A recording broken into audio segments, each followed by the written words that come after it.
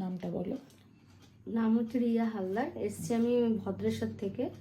আর মানে first problem হচ্ছে গিয়ে চুলে আমি প্রথমে স্মুথনিং হয়েছিল আমার।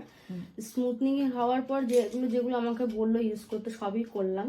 এবার করার পরে ঠিক 5-6 মাস পর থেকেই এরকম চুলটা এরকম রাফনেস হয়ে গেছে, আর প্রচণ্ড মানে ড্যান্ড্রফ হয়ে গেছে সামনেটা, আর চুল এত উস্কো খুস্কো হয়ে গেছে মানে কোথাও মানে এইটা নিয়ে আর কি যাওয়া যাচ্ছে না।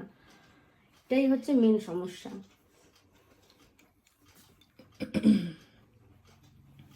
আর লালচে লালচে টাইপের হয়ে গেছে একটু এরকম।